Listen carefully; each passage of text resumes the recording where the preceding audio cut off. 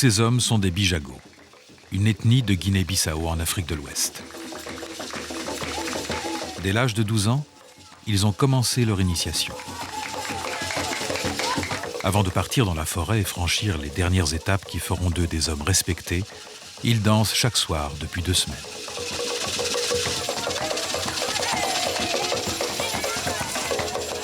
Pour triompher des terribles épreuves qui les attendent, ils comptent sur l'énergie que la danse du requin doit leur donner.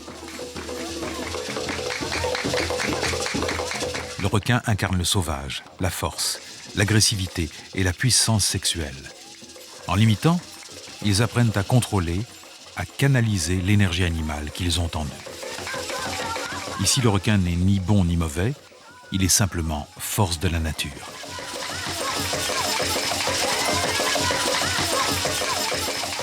Comment est-il considéré ailleurs? Quelle place ce magnifique prédateur occupe-t-il dans l'imaginaire de l'homme?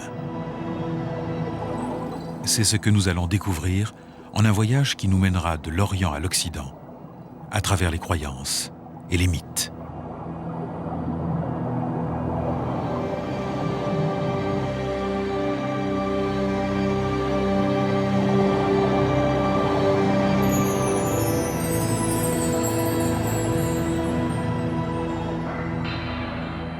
Mais d'abord, le requin.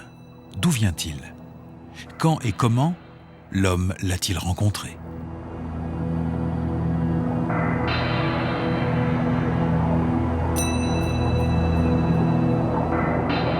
L'évolution des requins est une longue histoire qui débute il y a 400 millions d'années. On peut distinguer 2 grands épisodes.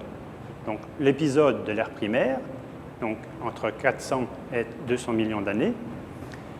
On a un groupe de poissons cuirassés qu'on appelle les placodermes et qui sont probablement à l'origine des requins. À l'ère primaire, les requins, on les connaît surtout par leurs dents, leurs denticules et leurs épines. Le deuxième épisode de cette histoire se passe à l'ère secondaire. Au début de l'ère secondaire, les placodermes ont disparu et les requins se sont diversifiés. Au milieu de l'ère secondaire, qu'on en appelle le Jurassique et qui est l'ère des dinosaures, nous avons en place presque toutes les formes de requins telles que nous les connaissons actuellement. Et on peut dire que quand l'homme apparaît, il y a 3 millions d'années, Lucie a pu connaître tous les requins tels que nous les connaissons. Le grand requin blanc, le requin taupe, le requin taureau, et le fameux, bien sûr, mégalodon, qui a disparu il y a à peu près 1 million d'années et qui nous a laissé ses dents gigantesques. Le mégalodon. La taille d'un requin-baleine, l'agressivité du grand requin blanc, son cousin contemporain.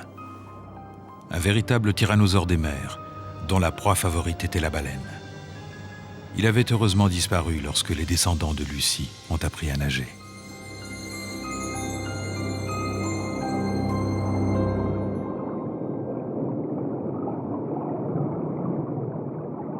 Des premières rencontres significatives entre l'homme et le requin, nous ne savons rien.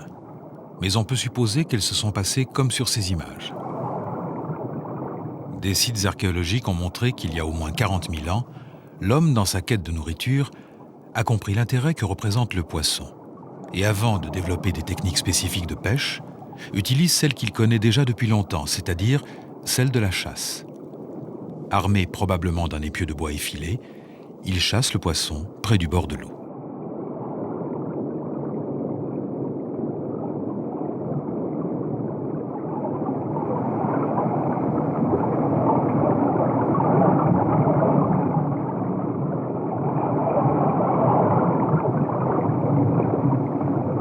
Plus tard, devenu chasseur sous-marin, l'homme devient aussi concurrent du requin.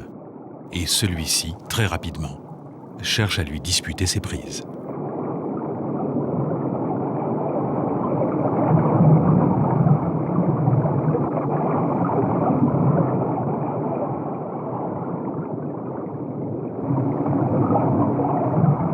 De ces premières rencontres, qui ont dû tourner parfois à l'affrontement, l'archéologie nous laisse aussi supposer qu'elles se sont déroulées en un lieu très propice, la partie est de l'océan Pacifique, où le relief, souvent d'origine volcanique et corallien, forme des lagons d'eau chaude et peu profonde. Là, Les hommes vivent en étroite symbiose avec la mer. Car dans ces régions, la biodiversité des animaux marins étant plus importante que celle des animaux terrestres, c'est de celle-ci qu'ils tirent la plupart de leurs ressources. Dans le village de Laolassi aux îles Salomon, lorsque quelqu'un meurt, son corps est offert aux requins.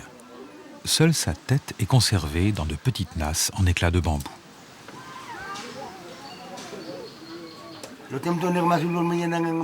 En leur parlant, on s'adresse aux ancêtres dont l'esprit vit toujours dans le corps des requins. Ce sont justement les ancêtres qui demandent aux vivants de danser et d'offrir un sacrifice en l'honneur de Bakwa, le dieu requin. Car ce dernier a le pouvoir d'offrir de bonnes pêches et d'empêcher les attaques de requins.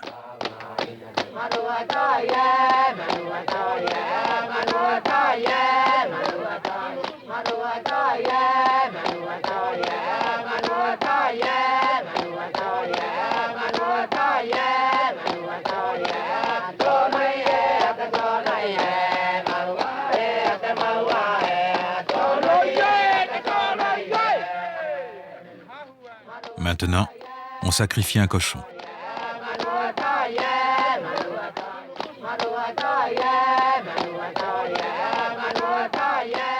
Il y a quelques générations, avant l'influence des missionnaires, le sacrifice aurait été humain.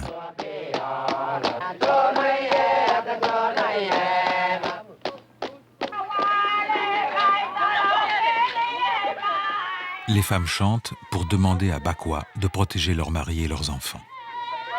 Ici, les gens passent plusieurs heures par jour dans une eau pleine de requins dangereux et tout le monde prétend que personne n'a jamais été attaqué. Personne, excepté un homme qui ne croyait pas au pouvoir de Bakwa.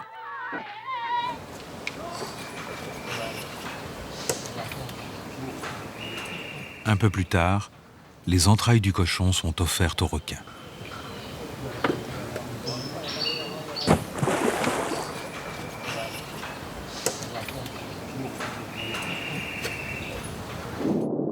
Selon les hommes de Laolassi, si l'offrande est acceptée par Bakwa, c'est ce requin nourrice qui doit manger en premier.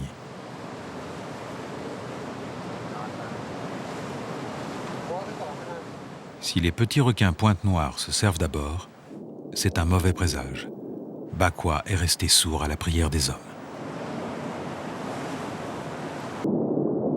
Finalement, le requin sacré accepte le sacrifice.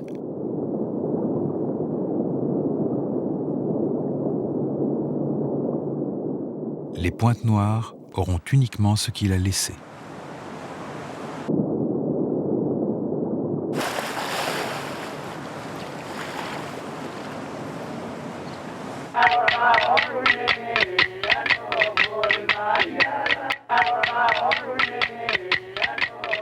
Tout le village peut se réjouir, chanter et danser. L'ordre des choses est respecté une fois encore.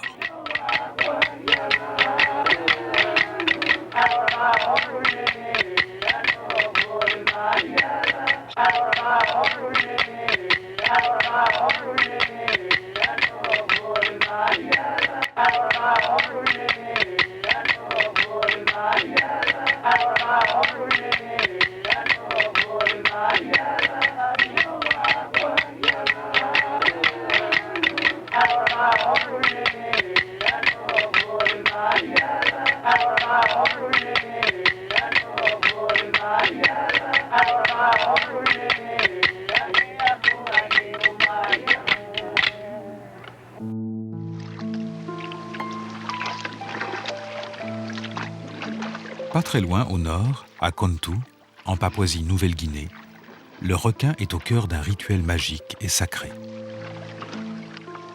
Les hommes qui appellent le requin, les shark callers, prouvent leur courage et leur force en capturant l'animal. Ils l'appellent en agitant dans l'eau un hochet fait de demi-noix de coco enfilé sur une liane. Ils le capturent avec un nœud coulant et un flotteur en bois taillé en forme d'hélice.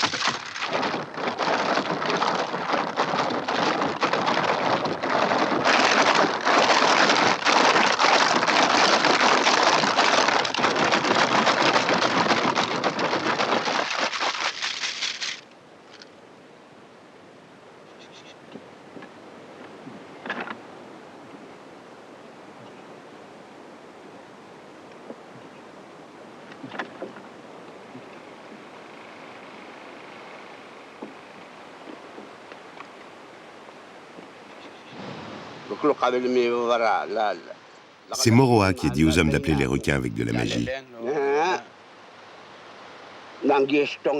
Il a aussi donné aux hommes le pouvoir de contacter leurs ancêtres.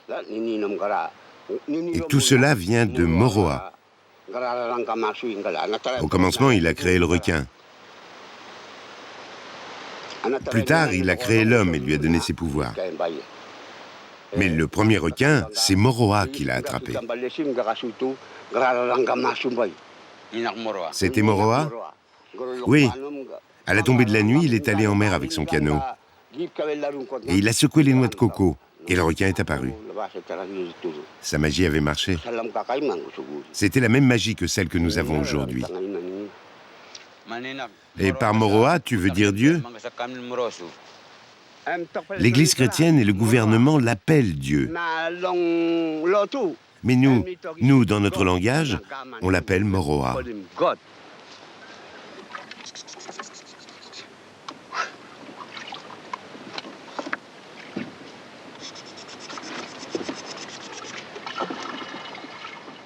Moroa a aussi demandé aux hommes de ne pas avoir de relations sexuelles et de ne pas manger d'animaux terrestres avant de partir capturer le requin. Pour aller en mer, il faut rompre avec la terre. Si le pêcheur transgresse ces interdits, il échouera. Sa magie ne marchera pas.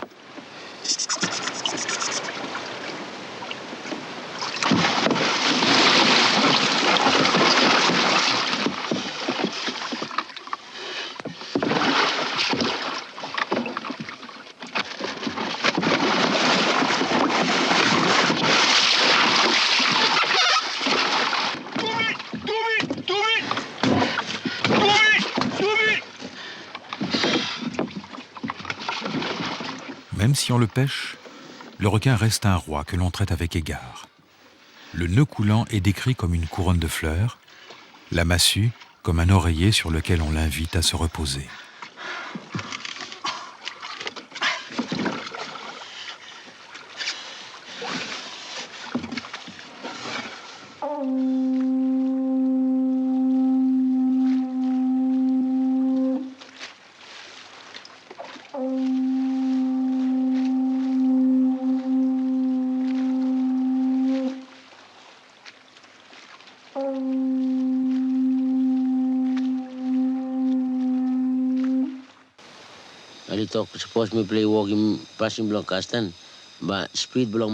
Maintenant, on nous dit que si nous suivons notre façon de vivre traditionnelle, nous n'irons pas au paradis. Et nous, les chefs de village, nous ne pouvons pas croire ça. Si nous vivons comme nous avons toujours vécu, sûrement nos esprits seront avec Dieu, mais pas si nous ne le faisons pas. Quand je serai mort et enterré, si je n'ai pas suivi la tradition, Dieu me rejettera.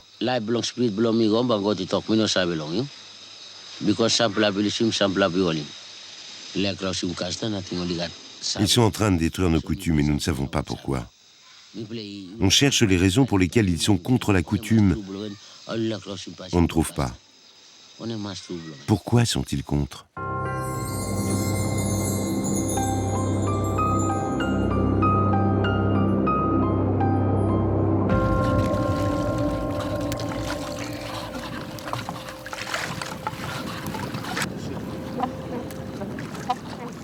Koran vit à Angbrim, une autre des 40 îles du Vanuatu. Sur sa pirogue traditionnelle, il a récemment installé un moulinet qui lui permet de pêcher le vivano, un beau poisson rouge qui vit très profond.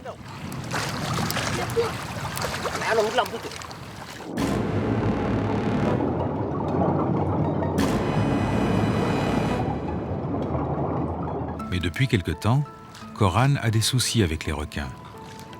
Il lui mange toutes ses prises avant qu'il ne puisse les remonter à la surface.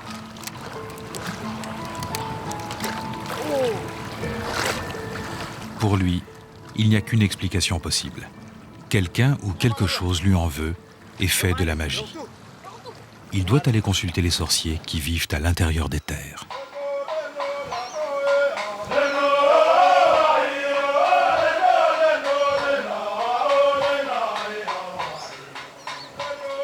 Ambrim est une île noire, réputée pour ses sorciers très puissants, au caractère ombrageux.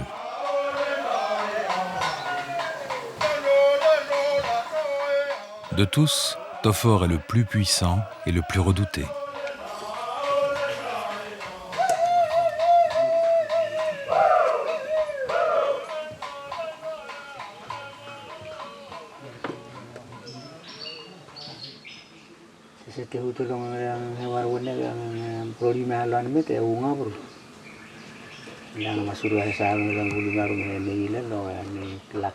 Il faut une bonne dose de courage à Koran pour venir lui demander son aide, car Tofor n'est pas de son village.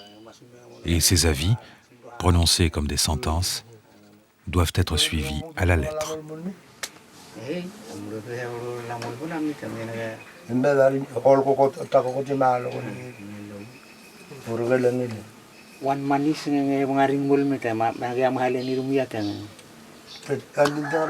Ta pêche est nouvelle. Les esprits Yarimus n'aiment pas ça. Avec ton moulinet, tu descends trop loin dans leur espace. Les requins qui mangent tes poissons ne sont que l'instrument des esprits mécontents. Jadis, alors que nos ennemis étaient sur le point de massacrer notre clan, les sorciers réunirent leur pouvoir et creusèrent un arbre à pain en forme de requin. Ils se glissèrent à l'intérieur et le tronc s'anima. Devenu requin, il dévora tous nos ennemis. Si aujourd'hui les requins sont contre toi, c'est que tu as commis une faute. Tu ne t'es pas soucié de savoir si les esprits te laisseraient pécher ou non. Tu dois invoquer leur pardon.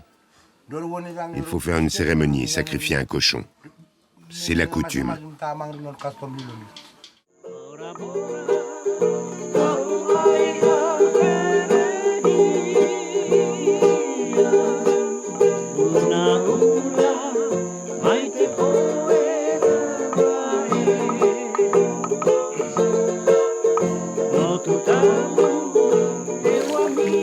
À Bora Bora, un des atolls les plus touristiques de Polynésie française, les hommes comme Te Uira racontent encore une bien belle histoire.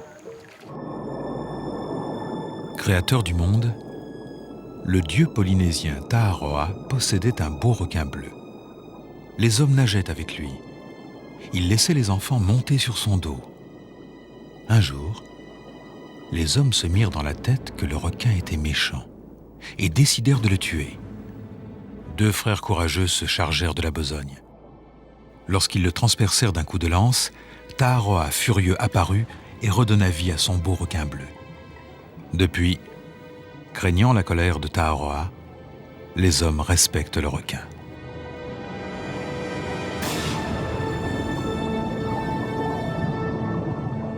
Le requin est à présent devenu une attraction rentable. Mais les hommes n'ont pas oublié la place qu'il occupe dans leur culture.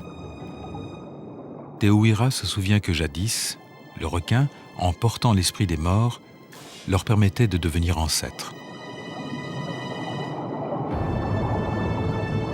Il ne le chasse que si vraiment nécessaire, et de temps en temps, il aime refaire les gestes que pratiquaient les anciens pour le capturer.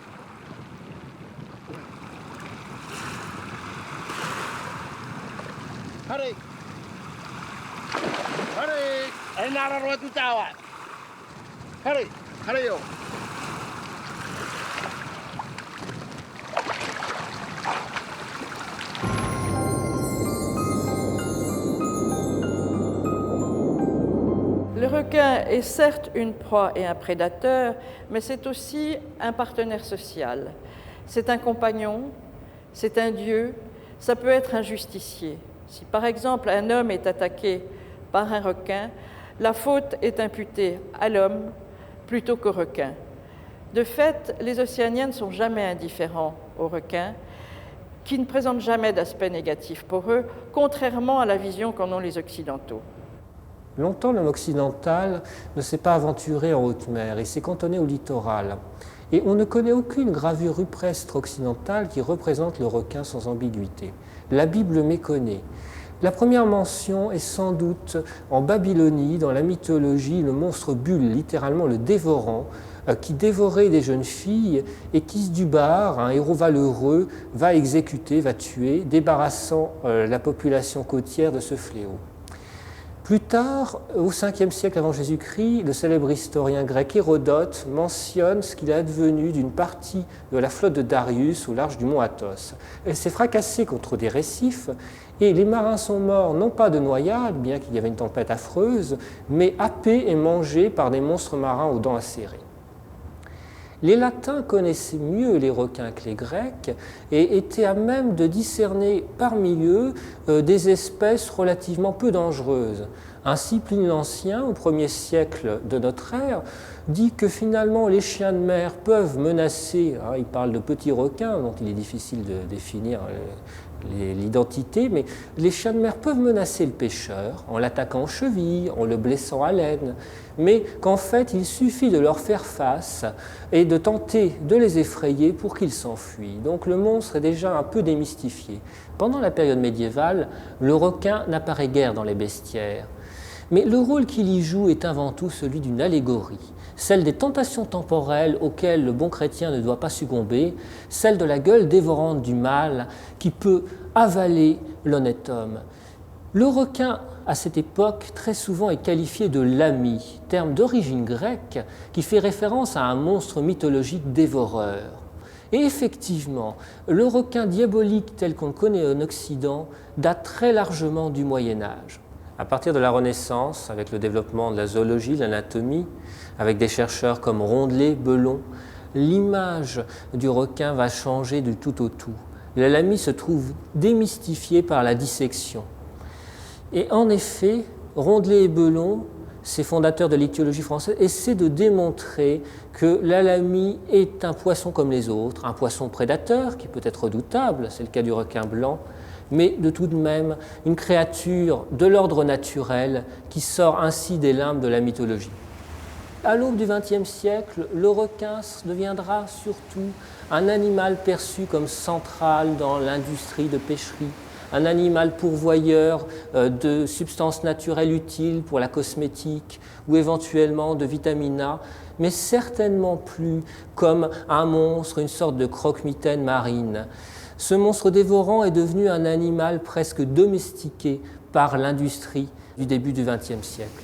Mais même pour les scientifiques, la mer cache encore bien des mystères et rejette parfois de bien étranges créatures, comme ici à Querqueville en 1934. Le docteur Petit, sous-directeur du laboratoire des pêches coloniales au Muséum, a étudié sur place ce curieux animal qui possède une tête de chameau, des nageoires de chimère,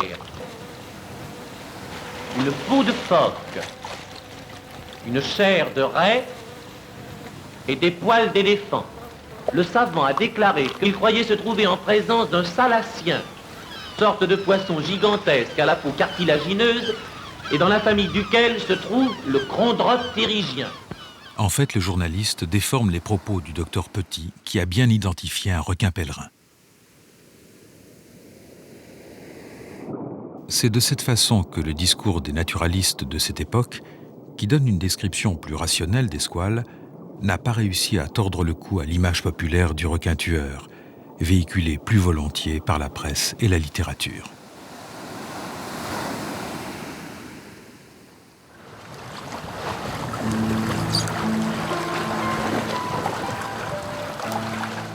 Retour en Afrique, au sud du continent, sur la grande île de Madagascar, chez les Vèzes.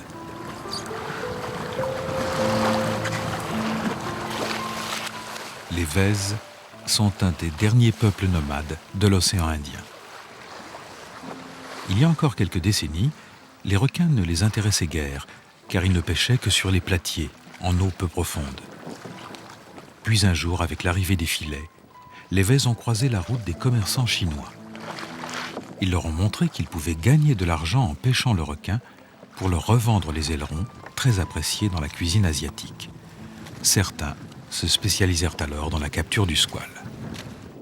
Mais les Vesses sont animistes, c'est-à-dire qu'ils attribuent une âme aux animaux, aux phénomènes et aux objets naturels. Alors cette nouveauté perturbait les anciens. Ils craignaient que l'ordre des choses soit troublé. Une légende fit alors son apparition. Un jour, un pêcheur fut happé de sa pirogue et tiré jusqu'au fond de la mer par une horrible bête. Juste au moment où il se croyait perdu, un requin s'approcha de lui et dit « N'aie pas peur, je ne vais pas t'attaquer. Nous sommes tous les deux les enfants de la mer. Aussi, tu dois dire à tes frères qu'ils peuvent nous pêcher, mais ils ne doivent pas nous exterminer. » Puis il ramena l'homme chez lui. Depuis, en souvenir de leur frère sauvé par un requin, les Vesses le respectent. La pêche au requin est devenue une activité prestigieuse qui renforce l'alliance conclue entre l'homme et l'animal.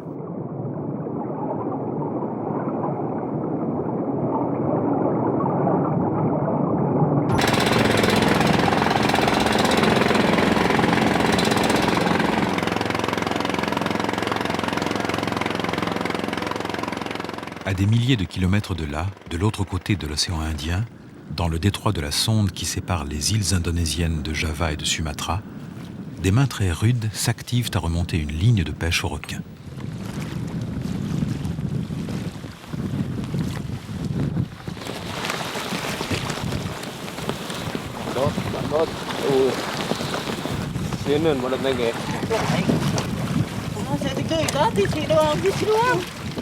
Aujourd'hui, un des 80 gros hameçons en acier a attrapé une énorme bête.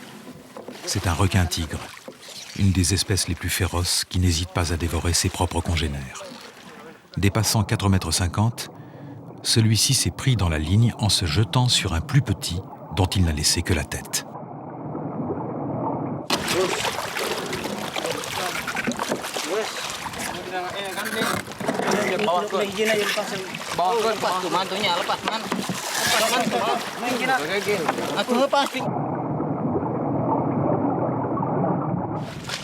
Le requin est encore vivant et les hommes bataillent dur pour essayer de le remonter à bord.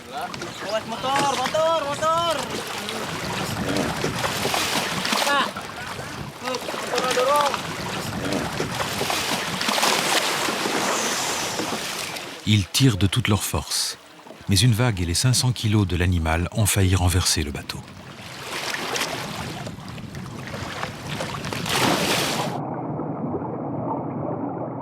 En dépit du danger des autres requins attirés par tout ce remue-ménage et par le sang, le pêcheur le plus courageux plonge pour attacher une corde à la queue du monstre. Cette corde va permettre de l'amarrer le long de la coque afin de le tirer jusqu'à la plage la plus proche. Là, on pourra le découper facilement.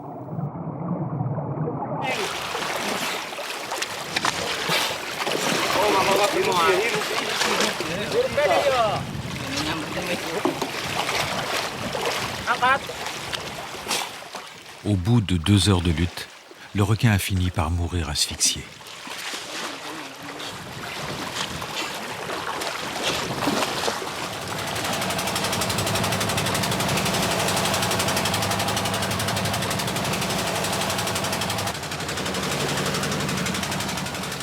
Comme 90% des Indonésiens, ces pêcheurs sont musulmans. Ils croient en un seul Dieu et Mahomet est son prophète. Alors ce requin, trop gros pour leur bateau, n'occupe que peu de place dans leur imaginaire.